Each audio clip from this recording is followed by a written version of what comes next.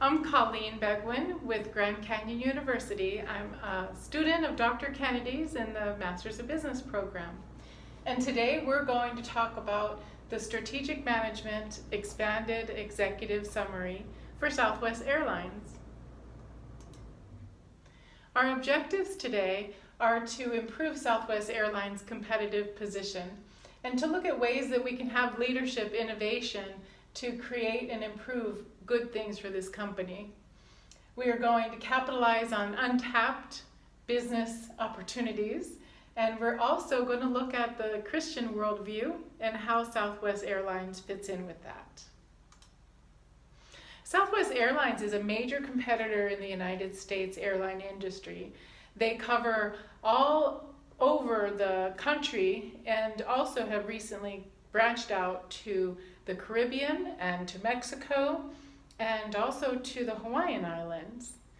And they've been ranked as #1 in customer service by J.D. Powers. So they've got a really good solid foundation, and the company looks to grow even more. We have considered Southwest Airlines' vision and mission statement and offered a bit of a bump in improvement in that. The vision statement that I propose is for Southwest Airlines to be the most enjoyed, the most reliable, the most successful airline on Earth, providing enjoyable experiences to every passenger, every time, now and in the future. The mission statement that I propose is flying passengers to joyful connections, adventures, and greater visions of domestic and international destinations. Yesterday, today, and tomorrow, creating value for all stakeholders in the most environmentally friendly and sustainable way. Using technology, that's important, to provide the safest and most direct and enjoyable flights. Southwest Airlines has a lot of strengths, and they have a lot of opportunities. The airline coming in with such a solid foundation, they've had 4 decades of profit. They've had 4 decades of giving their employees bonuses back and stock options and things like this at the ends of the year. We see that they are the largest domestic air carrier. They've got the profit sharing. They've got a record operating margin compared to their competitors. They have some extra little perks that they like to do. They like to not charge anybody anything extra. And this can be a little bit of a opportunity that's untapped for them. They don't charge for any bags at all. So you can bring your 2 bags on and they're not going to charge you for them. But it might be a prudent thing for them to revisit those ancillary services and look to use some of that. And the thinking here is by the company creating a systematic way to capture information of what the customer is feeling, what the employees recommend on an ongoing basis, that the firm might find that most people may be fine with standing in line and then rushing to try to find their seat because there's no charges for seats. But maybe there's an in-between where they can charge a little bit of money for some ancillary services for like section that maybe has a little bit more legroom. Their competitor JetBlue is famous for legroom on their planes. So maybe Southwest Airlines could offer a little bump in price if somebody wants to have some legroom and give them a reserved seat. Or if they're going to bring more than 1 bag, maybe charge them a little bit extra for that extra bag. But there are ways that they can tap into these things, and by checking with the surveys ongoing, they'll find the nuances of where customers may be willing to spend a little bit more money to get a little bit more comfort. We look over here at the opportunities and the threats, and these are things that are outside of the company's control. They can't control what's going on. But recently, at the end of 2019, we did see a very good improving economy, and that was putting Southwest Airlines in a very good financial position. However, there was a threat that was outside the company's purview. They didn't have anything to do with it, and that was the Boeing crashes of late 2018 and early 2019. Those crashes of the MAX 737 new plane directly impacted Southwest Airlines. After the first crash at the end of 2018, in February 2019, Southwest Airlines grounded their entire MAX fleet. They had purchased those planes with the intention that those planes would reduce their fuel costs and help their profit margin. And here they had to ground all of those MAX planes. And they did that as a way to show their customers, their passengers, that we are not going to take any chances here. If this is what's going on, we're not going to fly those planes until it's safe for you. So they grounded those planes. And then the month after they grounded them, Boeing had another airplane crash across the world in another country. And at that point, Southwest Airlines, because of their firm business foundation and their solid position in the world and in the country, they were able to go to Boeing and they renegotiated those contracts that were pulling them down. They had leases on all these airplanes, and they had contracts for many, many more in the middle of 2020. So they went to Boeing and they were able to negotiate those contracts so that they would stop the bleeding of their money on those planes. Southwest Airlines' major competitors that we compare to are Delta and JetBlue. Delta has more revenue. They have partnered with a lot of different companies throughout the world and offer services through their partner airlines in many different destinations, even France and Japan and all over the world. However, they do have a very solid track in the domestic market here in the United States. They are a solid competitor for Southwest Airlines. JetBlue is competing with Delta and Southwest Airlines on the inexpensive, quick flight, and they are keeping the pressure on Southwest Airlines to follow Porter's generic strategies and continue to differentiate themselves by offering low cost flights and also consider the improved customer service and continue to excel in that area. So these are two very strong competitors against Southwest Airlines. And we see that Southwest Airlines does fairly well against them. The actual profit though, because of that MAX, and the Southwest Airlines relies on those Boeing, that's the only plane they use. So that really did impact them. And so we see their profit, it's weighted very heavily, and they're at 0.36, and JetBlue's profit percentage actually beat them.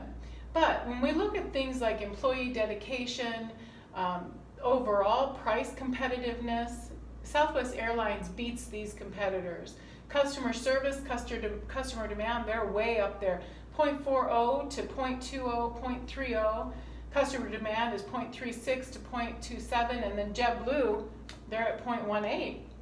So a lot of these metrics we're seeing that Southwest Airlines is competing very well with the most strategically critical metrics. And we see that here. So we see the employee dedication, they're at 0.44. They blow the competitors out of the water. 0.40 for customer service. Again, nobody can touch them. And then 0.36 customer demand, which feeds right in. These three are like a trio. And then nonstop preferred routes, they're at 0.18. Well, that seems like a low number. It's way more than their competitors do. And then their pricing is a 0.33, which is very competitive. In their revenue streams, we see that Southwest Airlines does rely heavily on their passenger revenue. To $20,776 million from passenger revenue, whereas only $172 million came from their freight revenue. and only $1,480 million came from their ancillary services. So that is definitely an untapped area where they can generate more revenue.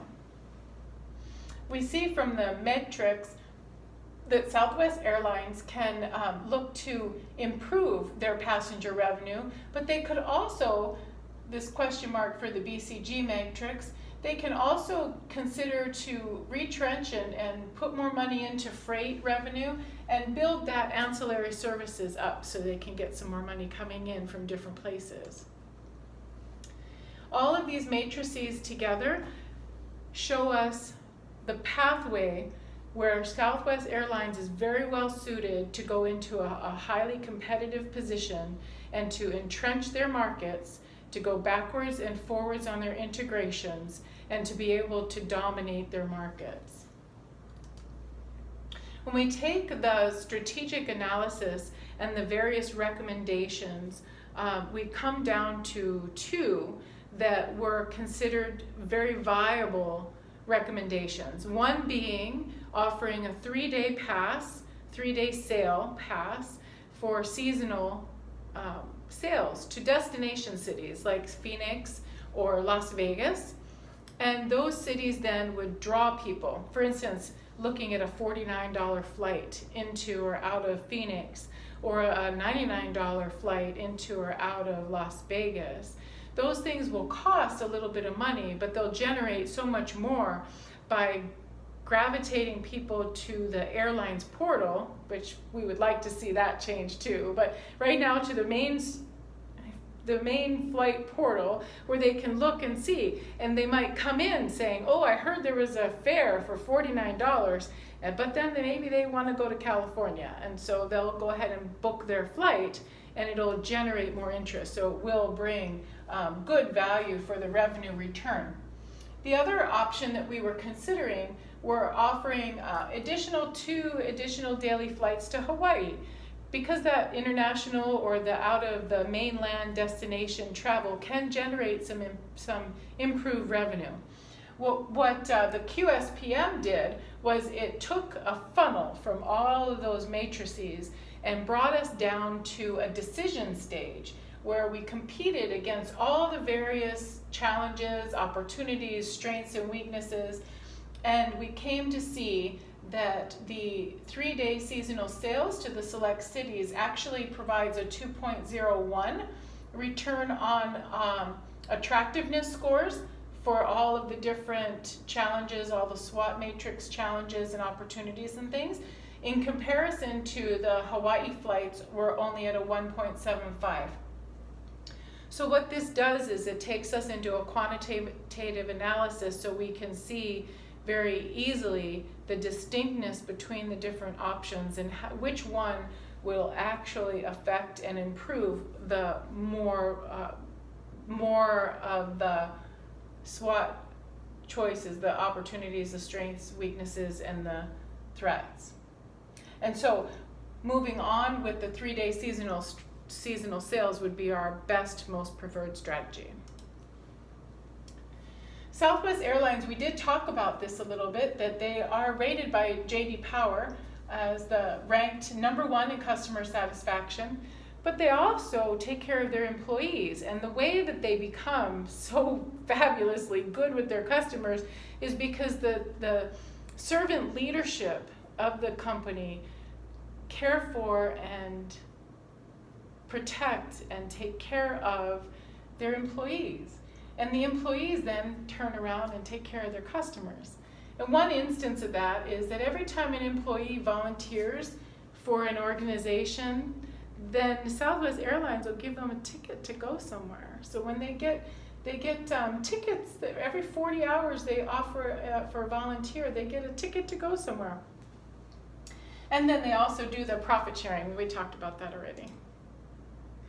So the recommended strategy is offering the 3-day seasonal special pricing to destination cities in Phoenix and Las Vegas. The projected cost of that strategy is $6,279 million per year, but the actual benefit is way more than that, and we see a benefit of going up to 3.87% annual increase in revenue with increased cash on hand, increased retained earnings, And that is even with allowing for a 1% increase in dividends every year. A recommended strategy that is my own is one that I would recommend that Southwest Airlines consider hiring a specialist in IT, technology, and engineering so that they can get the untapped markets where people, especially millennials, they're online. And if Southwest Airlines could work with platforms such as the Amazon platform and buy an airline ticket with a click, and if they're on a platform like Facebook, have a chat option where somebody's thinking about flying somewhere, they see an advertisement and they just click and buy the ticket, I think that that would provide the future revenue streams for the company. The average cost for that, a salary for a technology executive, runs between $85,000 a year to $207,000 per year, depending on the level of experience. But the projected benefit is priceless. It will take the company far into the future. And then we see the income statements, the then and now, and then projections. And we see that the revenues based on our strategies would increase year over year from 23,257 million all the way up to 25,155 million. We look at an improvement on the earnings before interest and taxes. We look at an improvement of the net income going from 2,595 million all the way up to 3,700 million, 3,007 million. And then the balance sheet shows us a reflection that we will see from the projections. Our company will see an improvement in their cash on hand. It will see an improvement in their retained earnings, jumping up from 2018 level of 15,967. The end of our 3-year projections, they're all the way up to 25,956 million. And then we also see that the accounts receivable, which jumped really tremendously, 91% from 2018 to 2019, that number we start to see coming down. So then we see projections where it gets back down into normal range. Our ratios are showing us that the company is a bit overburdened on debt. We'd like to see the current ratio at around 1, and Southwest Airlines they bumped a little bit from 0.54 in 2018 to 0.66 in 2019. Our projections are that they would go from 0.66 to 0.80 to 0.90 to 0.89 to get that more closer up into that 1 level.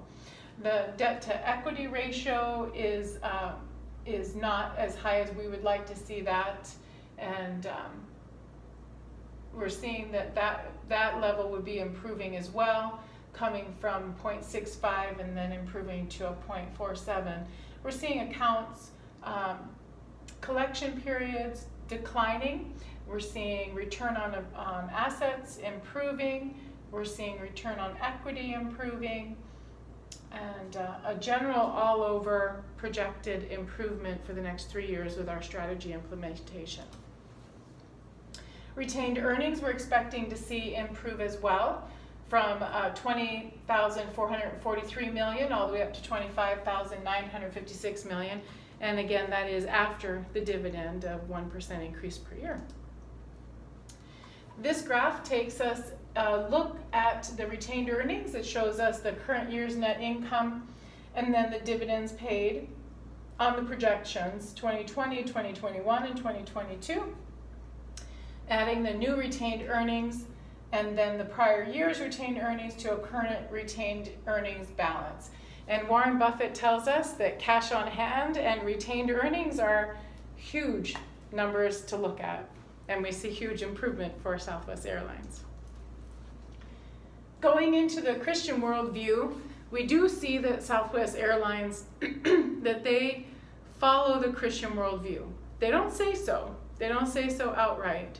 However, when we consider that our Lord is love, they have based their company on love and on taking care of each other and seeing the best in each other and offering human dignity to everyone without question.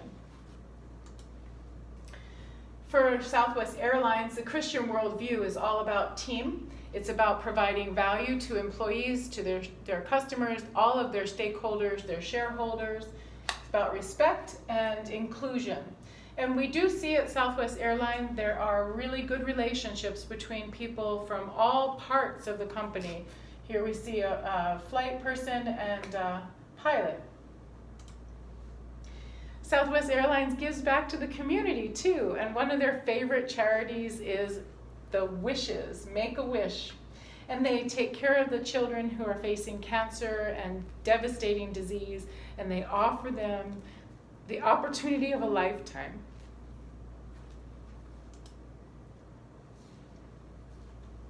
They also improve the community. They have outreach to create gardens and good spaces in communities that are downtrodden. They believe they're the heart of the community, and they have given grants to the tune of $4.4 million in the last several years to create beautiful spaces in neighborhoods. And this is an example of how the employees feel about this company, and it bodes very well for their future. Thank you, for as our Lord has said, it is all about love after all, isn't it? Thank you for listening to my presentation. I appreciate your time.